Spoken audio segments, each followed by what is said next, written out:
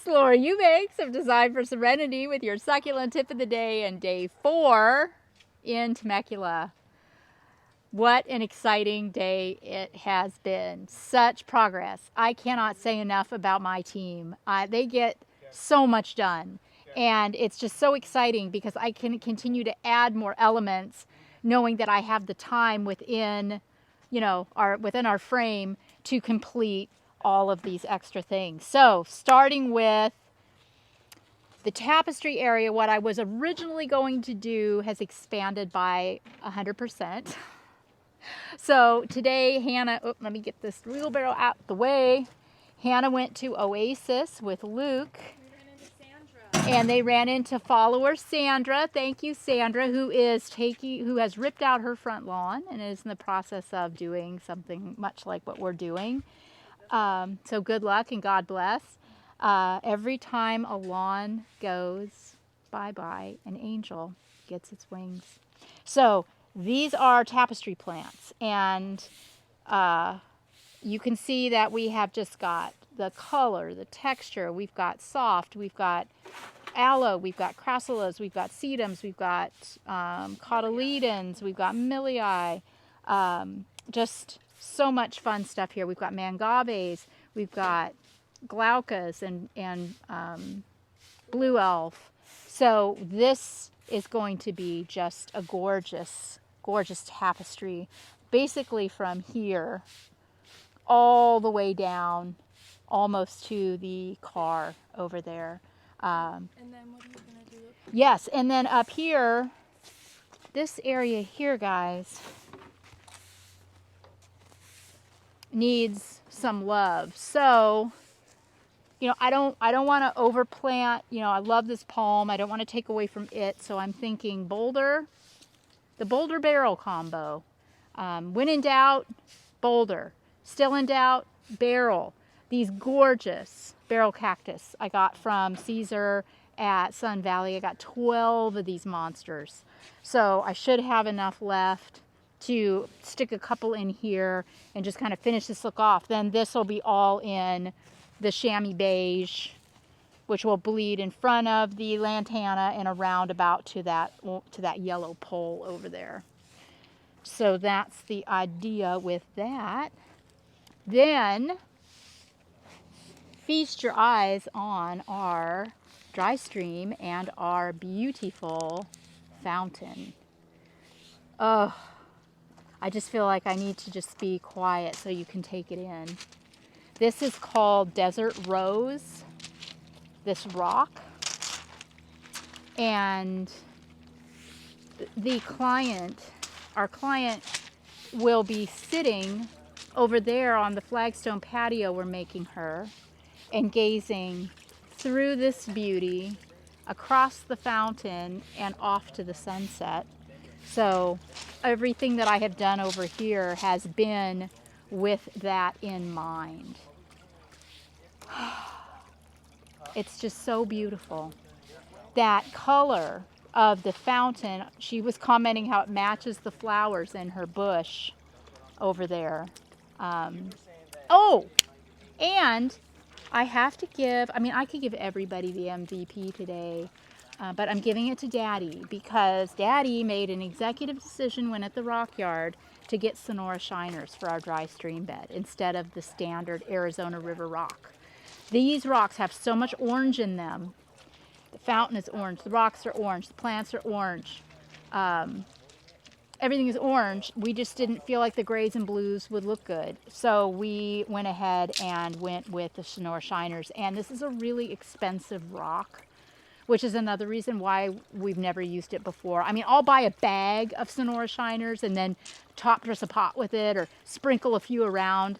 We bought, like a copious amount, and I'm so thrilled. And I hope those of you that I'm going to be working for in the near and distant future, when I say, let's step it up and do Sonora Shiners for your dry stream bed, you will dig deep into the couch cushions and give me the budget that I need to make it happen for you, because these rocks look wet when they're dry. It's just really night and day. And I'm going to be, really insistent on encouraging clients to go with this in future installations. So also another thing that I told you to tune in for was what were we going to do behind the mouth of the dry stream.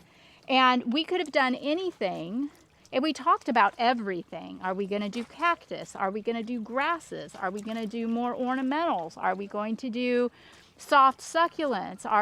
What are we doing?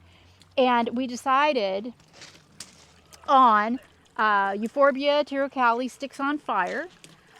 This is a plant that I don't use that much anymore. One, because it's been used to death. Two, it is dangerous if mishandled. And three, it's passé. But every plant has its purpose. And this is the perfect plant for this purpose. And I'll tell you our reasoning, our thinking behind it. So, first of all, we've got these pygmy palms, right? So I didn't want to compete with those. I didn't want to plant, let's say, Petalanthus bracteatus, because it would have gotten really floppy and moppy and really drawn the eye away from these palms and been very, very muddled.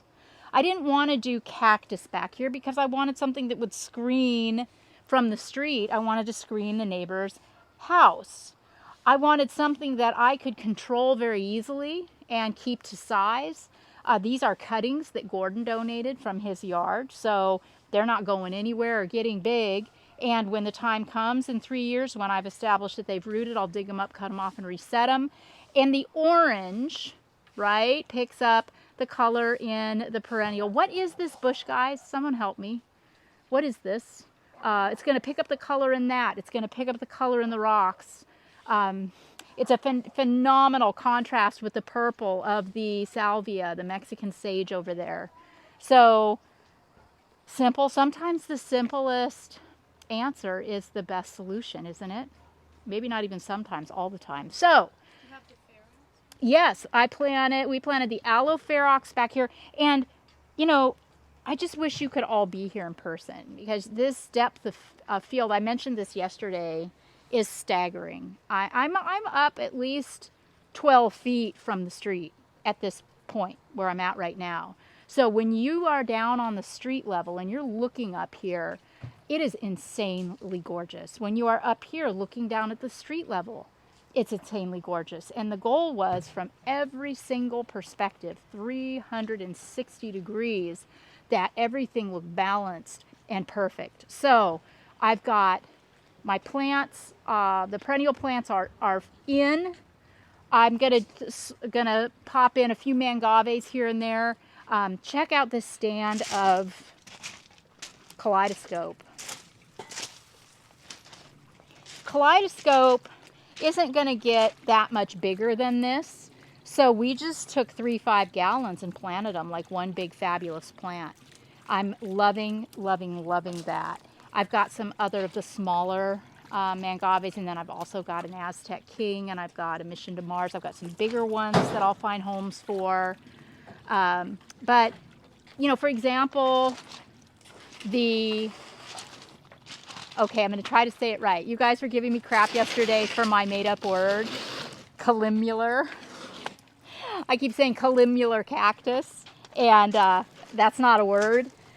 But it sounds really cool, and it really, kind of like trips gently off the tongue, but it's columnar, columnar, columnar, columnar, columnar, columnar, columnar, columnar, columnar.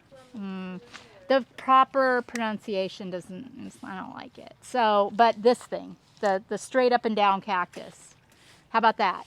The blue Pilosoceras, I bought 3. And we tried for a few minutes to stage the other 2. And I couldn't make it work. And it occurred to me that I needed to follow my own rules of the 3 R's of design, which are rocks, repetition, and, yes, restraint. So I had to dial those 2 pilos back. So we're not going to use 3. We're only going to use the 1.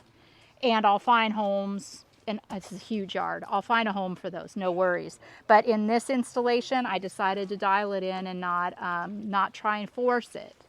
It's really important to me that, just like I had said in the very beginning, that the rocks and the topography and the dry stream and the foundation plant material steals the show on this side. And I'm going to be very mindful of that. I still need a ton of rock. Tons, I still need literal tons more rock. We need some big round sunburst, bigger rock. See, the dry stream, it's not finished. You might think it is, it's not. We still need some larger rock to bank up the sides with. Not thick, but you know, in places. We need a larger, like a 12-inch rock here, and maybe some more little 1-footers, like about this size, to stick on the sides just for shoring purposes and for depth as well.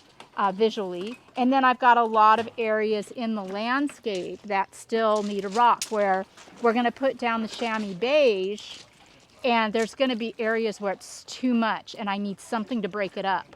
So I need a rock. I told Greg I could use another 40 to 50 1.5-foot boulders in this front yard. No problem.